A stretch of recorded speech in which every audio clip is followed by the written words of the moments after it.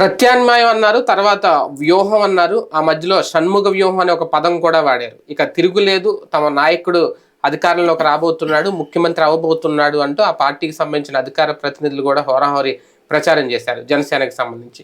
ఇప్పుడు ఆ వ్యూహం లేదు, ఆ షణ్ముఖ వ్యూహం ఏమైపోయిందో తెలియదు.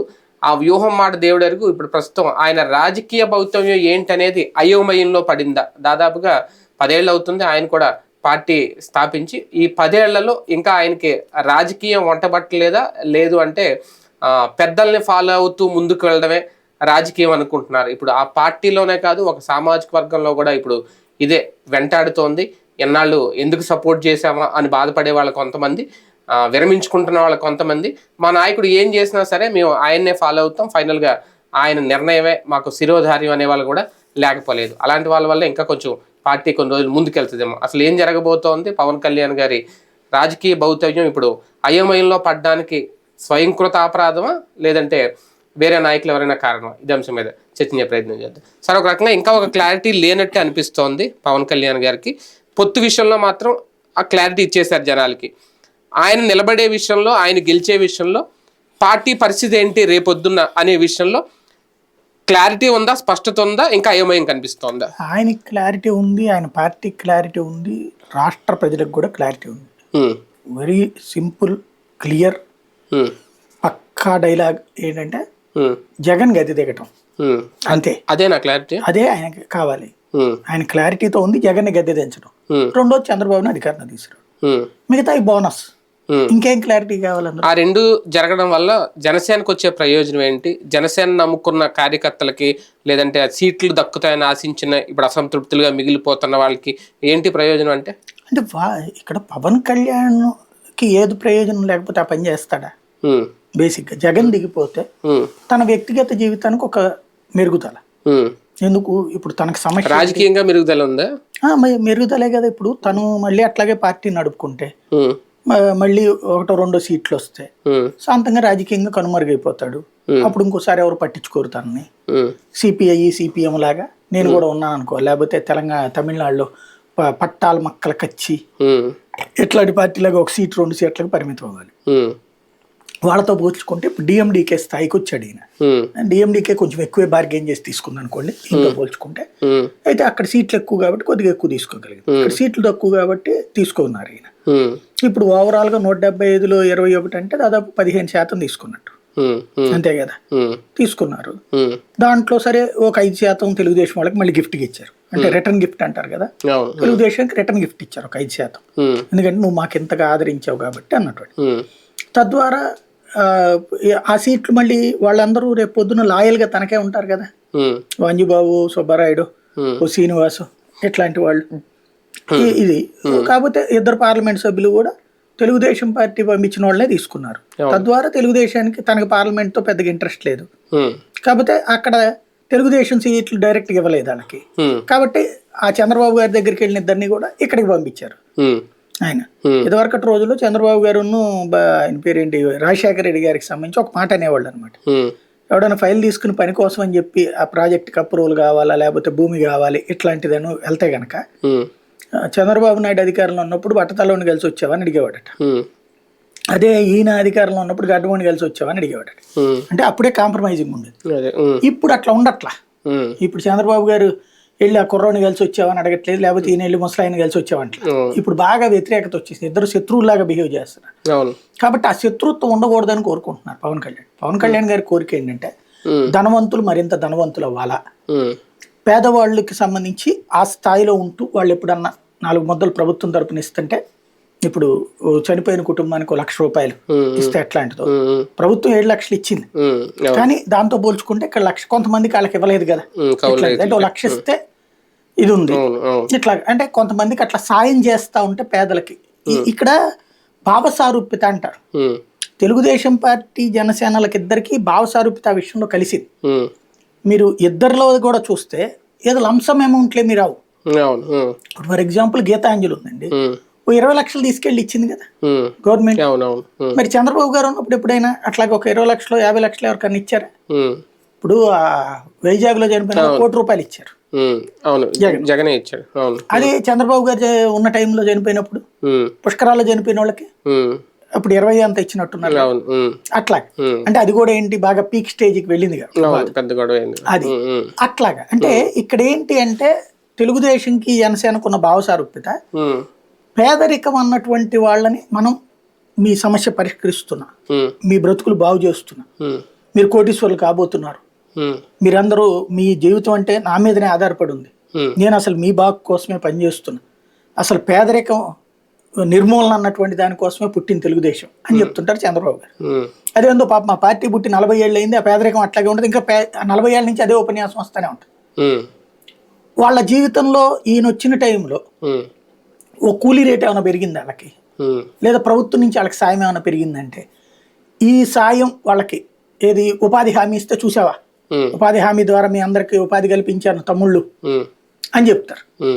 అంతేగాని ఉపాధి హామీ ఎంత ఆఫ్టర్ ఆల్, ఇప్పుడు కూడా ఉపాధి హామీ ఉంది కదా, 150 రూపాయలు ఇస్తారు, కానీ ఒరిజినల్ కూలీ రేట్ ఎంత పెరిగింది? ఇప్పుడు ఉపాధి హామీకి రావట్లే జనం, ఉరిగిన రాయించుకునేసి డబ్బులు తీసేసుకుంటున్నారు అంతే.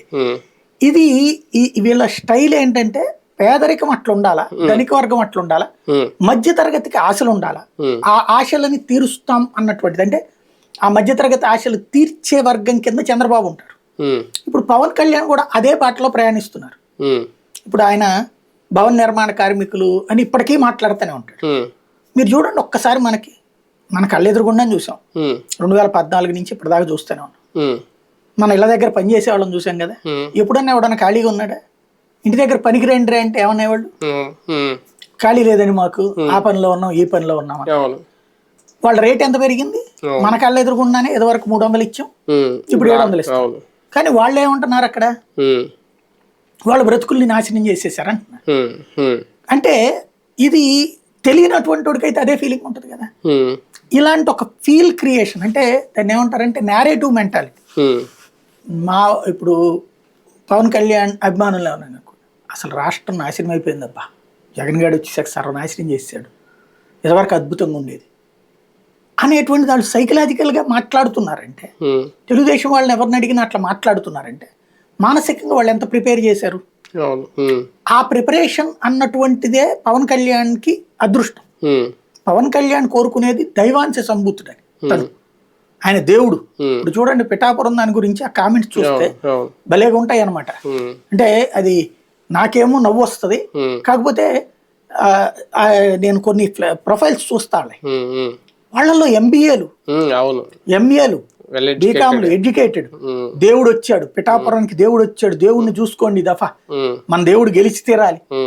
ఏంటా దైవం ఏంటో, రాజకీయాల్లో దైవత్వం ఏంటో, ఈ తరహా మనస్తత్వం అక్కడ చంద్రబాబు గారి విషయంలో కూడా ఉంది. మీరు చంద్రబాబు గారు డైరెక్ట్ గా మర్డర్ చేసినా సరే తప్పే ఉంది అందులో, అవతలోడు దుర్మార్గుడు కాబట్టి చేశాడు, ఆయన వీరుడు అని వాదిస్తారు మొండిగా. ఇది జగన్ దగ్గరైనా అంతే ఉంటది. ఇప్పుడు ప్రస్తుతం ఏంటంటే మనం ముగ్గురు ప్రాంతీయ పార్టీ నేతలు అనేటువంటి దేవుళ్ళ దైవాంశ సంభూతుల మధ్యన బ్రతుకుతున్నాం. మనకు వచ్చేది వాళ్ళు వేసేటటువంటి దయాదాక్షిణ్యాలతో కూడిన భిక్ష.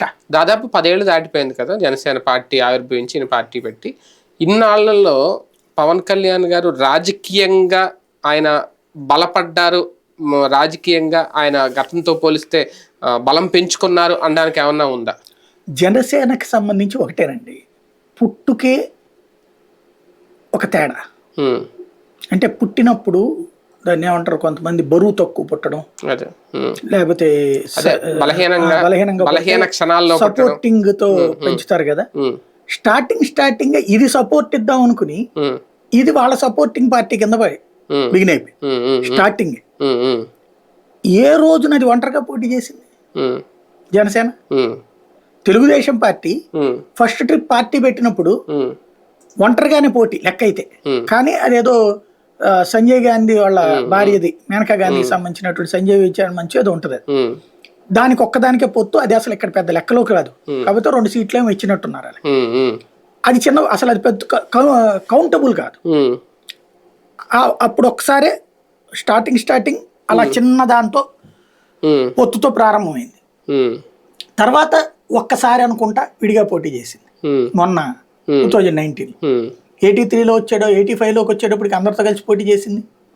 89లో మళ్ళీ విడిగా పోటీ చేసింది. అయితే అప్పుడు కూడా కమ్యూనిస్టులు తోడున్నారు, కానీ కాంగ్రెస్ పార్టీ విజయం సాధించింది.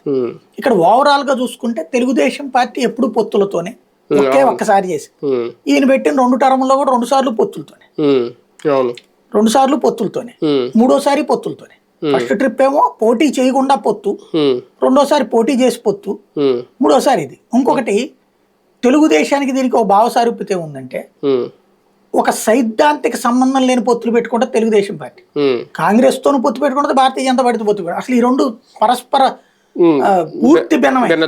ఇక అసలు భావజాల దుర్మార్గం అయితే కమ్యూనిస్టులతో పొత్తు పెట్టుకుంటుంది, బీజేపీతో పొత్తు పెట్టుకుంటుంది. భావజాలంలో పూర్తి విరుద్ధమైనటువంటివి. ఇంకా పార్టీల పరంగా పొత్తు అయితే కాంగ్రెస్ బీజేపీని తప్పు పట్టక్కర్లా, ఎందుకంటే వాళ్ళ విధానాల పరమైనటువంటిది కాదు. కానీ సైద్ధాంతిక వైరుధ్యం, పూర్తి వైరుధ్యం ఉన్నటువంటి కమ్యూనిస్టులు బీజేపీ ఇద్దరితో పొత్తు పెట్టుకుంది తెలుగుదేశం. ఇప్పుడు ఈయన అంతే, రెండోసారి కమ్యూనిస్టులతో పొత్తు, ఈ దఫా బీజేపీతో పొత్తు. కాబట్టి ఇక్కడ టోటల్ గా చూస్తే ఒక పార్టీని మనం, నేను చెప్తుంటా, చాలా మందికి చెప్తుంటా, ఎదుటి వాళ్ళకి సంబంధించినంత వరకు నువ్వు 2 ఫార్ములాలు తీసుకో. ఒకటి అవతల వాడిలాగా మనం బ్రతకాలి అనుకోవడం, అది బానిసత్వం నా దృష్టిలో. వాడిని చూసి ఇలా బ్రతకూడదు అనుకోను. రాజకీయ నాయకుల్ని చూస్తే నేనేం కోరుకుంటా అంటే వాళ్ళలాగా బ్రతకూడదు అని కోరుకుంటా. ఎందుకంటే పాప రాత్రి పగలు కష్టపడి సంపాదించిన డబ్బులు తీసుకొచ్చి ఆడికి ఈడికి మందు పోయించి బిర్యానీలు పెట్టించి వెనకాలు తిప్పుకుని చివరికి ఈ టికెట్ రాకపోతే వాడికి ఏదైనా పని చేయకపోతే అమ్మనాబూతులు తిట్టించుకుని, ఎందుకు ఈ కర్మ, నువ్వు కష్టపడ్డావు ఎందుకు, ఆడనే తగలేసుకుని చివరికి నీ పెళ్ళాం బిడ్డలు అందరూ రేపొద్దున మళ్ళీ రాజకీయాల్లో కుటుంబంలో వాళ్ళే సీట్లు కావాలని, దాంట్లో మళ్ళీ కావలేదని చెప్పేసి ఎదురు తిరగడాలు, కాపురాలు నాశనం చేసుకోవడాలు, లేదంటే అక్రమ సంబంధాలు ఇట్టుకోవడం, ఈ దరిద్రం అంతటి. కానీ ఒకటి, ఒక ఎన్టీఆర్ ఎంజీఆర్ వాళ్ళ శకం మినహాయిస్తే, వాళ్ళకి కొంచెం ఎగ్జామ్షన్ ఇచ్చేస్తే తర్వాత చిరంజీవి గారు కొంచెం సక్సెస్ అనుకుంటా. ఈవెన్ మొన్న రజనీకాంత్ కూడా పార్టీ పెడతారని చెప్పి ఆయన కూడా ఆగిపోవడం, కమల్ హాసన్ పార్టీ పెట్టి మొన్న వీళ్ళకి సపోర్ట్ ఇచ్చేసి ఒక రాజ్యసభ సీట్ కనుకుంటా ఆయన ఫిక్స్ అయ్యింది, నేనే మద్దతిస్తానని ఓపెన్ గా ప్రకటించేయడం. పవన్ కళ్యాణ్ గారు కూడా సక్సెస్ రేటింగ్ అనేది ఇంకా ఆయన ఖాతాలో యాడ్ అవ్వకపోవడం, ఇవన్నీ చూస్తా ఉంటే హీరోలు రాజకీయాల్లోకి వచ్చి సక్సెస్ అవ్వలేరేమో, కొంతమంది కళ్ళు తెరుచుకొని ముందే డ్రాప్ అవుతున్నారు. పవన్ కళ్యాణ్ గారు తెగించి ముందుకొచ్చి ఉన్న పరువు తీసుకుంటున్నారు. అంటే సమస్య ఏంటంటే పబ్లిక్ పర్సెప్షన్ లో ఉన్న తేడా. ఇదివరకు ఏంటంటే సిద్ధాంతాలు, విధానాలు ఇవన్నీ పబ్లిక్ పెద్దగా తెలియవు. మనకి స్వతంత్రం వచ్చిన తర్వాత వచ్చిన కాంగ్రెస్ పార్టీ అది ఒక్కటే తెలుసు. కమ్యూనిస్టులు ఉండేవాళ్ళు కానీ వాళ్ళది అదేదో బూర్జువా, పెట్టుబడిదారి విధానం, ఈ పదాలేంటో పాపం వాళ్ళకి అర్థం కాక రోజు ఇంటికి వెళ్ళి పుస్తకాలు చదువుకోలేక అదేంటో తెలియక కమ్యూనిస్టులు వెనకాల ఉండేవాళ్ళు కాదు. వాళ్ళు పాపం తెలుగులో మాట్లాడుంటే అర్థమై ఉండేది. బూర్జువా, పెట్టుబడిదారి అంటూ రష్యాను చైనా భాష మాట్లాడేటప్పటికి వచ్చి పాపం తలగొక్కుని వెళ్ళిపోయేసి వాళ్ళ వెనకాల ఉండేవాళ్ళు కాదు. అట్లాంటి టైంలో ప్రత్యామ్నాయం లేనప్పుడు ఫెమిలియారిటీ ఉన్నటువంటి సినిమా యాక్టర్లకి లైఫ్ వచ్చింది. జయలలిత, ఎంజీఆర్, జయలలిత, ఇక్కడ ఎన్టీ రామారావు, ఇట్లాంటిది ఒక అవకాశం వచ్చింది. It's enough. ఆ తర్వాత ఇప్పుడు రాజకీయ చైతన్యం చాలా ఉంది మన సమాజంలో. ఎన్టీ రామారావు పార్టీ తర్వాత రాజకీయ చైతన్యం, అంతకు ముందు రాజకీయాలంటే మనకు సంబంధం లేదు, పెద్దవాళ్ళకి సంబంధం తప్పించి, ఆ పార్టీలో ఉండేవాడికి సంబంధం తప్పించి. నాకు బాగా గుర్తు, నా చిన్నప్పుడు అయితే మా ఇంట్లో ఎప్పుడు రాజకీయాలు మాట్లాడుకోవడం వెళ్ళా నేను. ఏది ఇద్దరిళ్లలో అటు అమ్మ వైపు వాళ్ళైనా ఇటు నాన్న వైపు వాళ్ళైనా 10 మంది. పెళ్లిళ్ళప్పుడు, ఫంక్షన్లప్పుడు కాదు, సెలవులప్పుడు కలుస్తుండే వాళ్ళందరూ. ఒక చిన్న సైజు ఫంక్షనే మాకు 40-50 మంది కూర్చునేవాళ్ళు. ఈ పెద్దోళ్ళందరూ 20-30 మంది ఉండేవాళ్ళు. కానీ ఎప్పుడు కూడా వీళ్ళు అవి ఎక్కువ మాట్లాడుకునేవాళ్ళు కాదు. ఏ ఎలక్షన్స్ అప్పుడు ఒక మొక్క మాట్లాడుకోవడమే తప్పించి పెద్దగా మాట్లాడుకునేవాళ్ళు కాదు. రాజకీయ చైతన్యం అన్నటువంటిది ఎన్టీ రామారావు తర్వాత ప్రారంభమై పెరిగింది. ఇది తర్వాత ఏమైపోయిందంటే సినిమా హీరోలు అభిమానం వేరు, రాజకీయం వేరు, జనంలో తెలివితేటలు ఎక్కువ వచ్చేసి అన్న విషయం అర్థమవుతుంది. ఇవాళ సినిమా హీరోని చూసి ఓట్లేసేటటువంటి పరిస్థితి కాదు. హీరో ఒక రకంగా దేనికి పనికొస్తాడంటే ఫెమిలియారిటీకి పనికొస్తాడు. అంటే మనం ఆ హీరోని పరిచయం చేయక్కర్ల జనాలు. సినిమా నటుడు లైక్ ఆలీ అయినా, సరోజా అయినా, వీళ్ళని ప్రజలకి పరిచయం చేయక్కర్ల. వాళ్ళు నిజంగా జనంలో ఉండి కష్టపడితే సక్సెస్ అవుతారనడానికి సాక్ష్యం రోజా. వరుసనే 2 సార్లు నష్టపోయిన, ఓడిపోయినా తట్టుకు నిలబడింది, 2 సార్లు గెలిచింది, మంత్రి అయ్యింది. సినిమా వాళ్ళు ఎలాగా నేర్చుకోవాలి, సమాజాన్ని చూసి తాము ఎట్లా మార్చుకోవాలి. హైదరాబాద్ పోతే ఆవిడ రేంజే వేరు, అంతే. కానీ ఇక్కడికి వచ్చినప్పుడు ఒద్దికగా ఉండటం, వాళ్ళతో మాట్లాడటం, ఇది అయినా నచ్చని వాళ్ళు ఉంటారు. అయినా భయపడిపోవడము, సిగ్గుపడిపోవడం లేకుండా మొండిగా పని చేసుకెళ్లడం. ఒక్క మగాడు రోజా అంటే ఒక్క మగాడు లెక్కనే తను వ్యవహారం నడుపుతుంది. అట్లాంటిది ఇక్కడ కుదరట్లా. ఇక్కడ ఈ సినీ స్ట్రక్చర్ నుంచి బయటికి రావట్లా. పవన్ కళ్యాణ్కి తన వెనకాల జేగొట్టే వాళ్ళు ఉండాలా, ఏడికి పోయినా హడావిడి ఉండాలా. ఇది లేకపోతే తను సర్వైవ్ కాలేడు. ఇంకోటి, అది జనంలో ఆ కేకలేసేవాడు ఓటేయడు అన్నటువంటి విషయం ఇంకా గ్రహించట్ల. ఇప్పుడు వైసీపీ అభిమానుల్లో, తెలుగుదేశం అభిమానుల్లో కూడా పవన్ కళ్యాణ్ ఫ్యాన్స్ ఉంటారు. సినిమా చూస్తారు, సినిమాగాని చూస్తారు. బాలకృష్ణని తీసుకొచ్చి ముఖ్యమంత్రి అభ్యర్థిగా పెట్టండి, ఎంతమంది ఓటేస్తారని చూస్తా నేను. బేసిక్ గా అది ఆ గ్యాప్ నేను గ్రహించట్ల. కానీ వ్యూహం అని చెప్పి తప్పులో కాలేశారా పవన్ కళ్యాణ్? ఇలాగ తనని తాను తగ్గించుకొని తక్కువ సీట్లకే పరిమితం అవుతారని ముందుగా గ్రహించలేదా, లేదంటే గ్రహించి ఇదంతా చేశారు? అంటే ఆయన వ్యూహం మీరు అర్థం చేసుకోవట్లేదు. ఆయన వ్యూహం కరెక్ట్ గా అర్థమైంది ఒక్కడికి, నాదెళ్ల మనోహర్కి. అందుకని ఆలపాటి రాజే వాళ్ళు ఎవరైనా గొడవ చేశారు చూడండి, నాదెళ్ల మనోహర్కి సీట్ అనౌన్స్ చేశాక అదే తగలబెట్టారా ఏమైనా చేశారు? ముందు కూడా జస్ట్ 2-3 మాట్లాడిచ్చాడు, అంటే మాట్లాడిచ్చాడు. అది కూడా హడావిడి చేయించాడు కావాలి, అయిపోగానే ఆ తర్వాత ఏమైనా తగలబెట్టుకోవడం ఉందా? మరి పవన్ కళ్యాణ్ దగ్గర ఎందుకు అయింది? చంద్రబాబు వ్యూహం అది. ఈ వ్యూహం పవన్ కళ్యాణ్ వ్యూహం, ఇది పవన్ కళ్యాణ్ కంటే కూడా నాదెళ్ల మనోహర్కి వ్యూహం ఉంది.